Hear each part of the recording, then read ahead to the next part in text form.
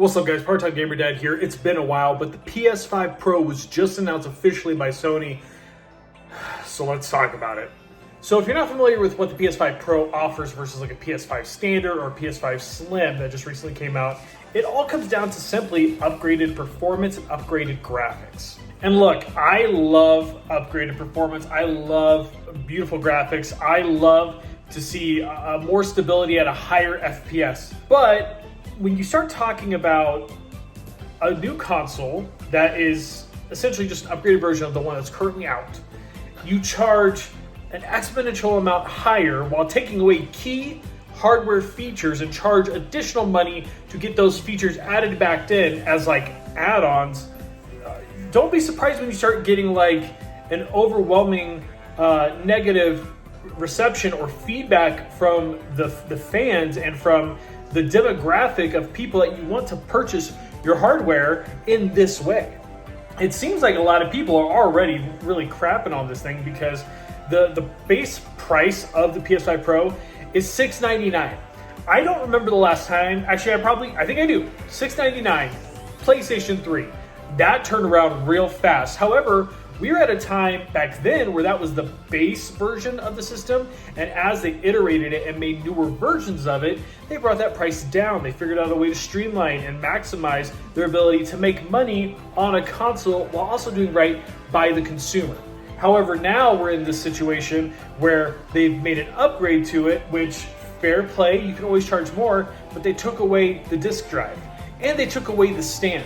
Two key foundational pieces that were in the normal PS5 system, but it was $499. And also for the Slim, it's the same thing. It's still $499 for the disc version. And so my concern is that while we've upgraded performance, while we've upgraded kind of like the vitality of the system itself, and we've also added like storage because it's to 2 terabytes, that's great.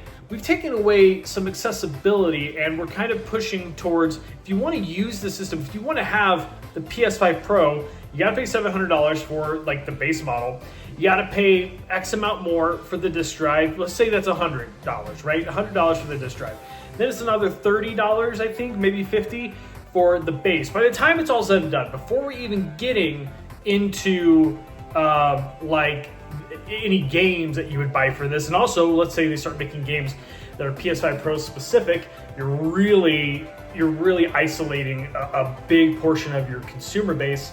You're talking about $850 before tax to just own a freaking system, and that's before you actually get to use the dang thing. So there's a lot of issues I have with this, and I think it's just indicative of like when we talk about companies not understanding their customers.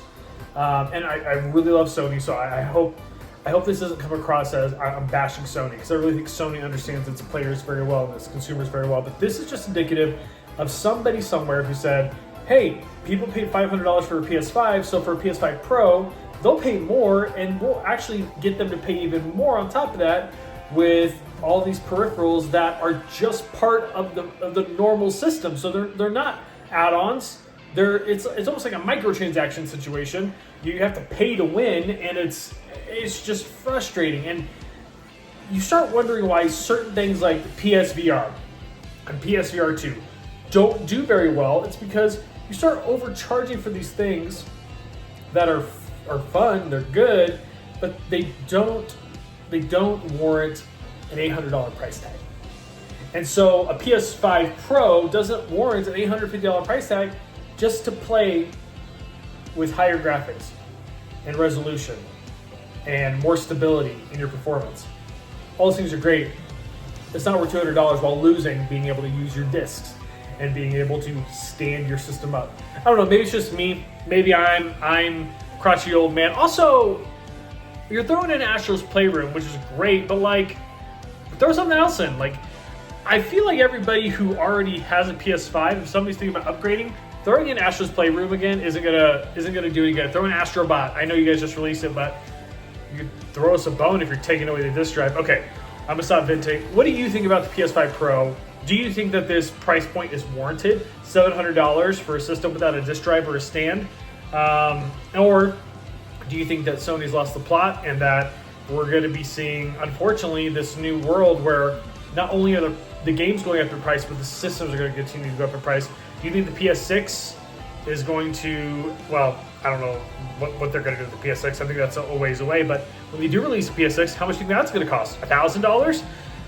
People don't have that kind of money. I mean, they'll put it on the credit card, but like, let's be real. Some people are getting more money conscious lately with their gaming needs. I'm one of them, and I love a PS5 Pro. Like, and I need to get another PS5 so that we can use the disc drive. I would never buy a PS5 Pro at this price point, especially with the things that are missing, like a disc drive. I'm going to go pick up a PS5 Slim instead. So let me know down below your thoughts. Make sure you like the video, subscribe to the channel if you're not subscribed. I'll see you guys very soon.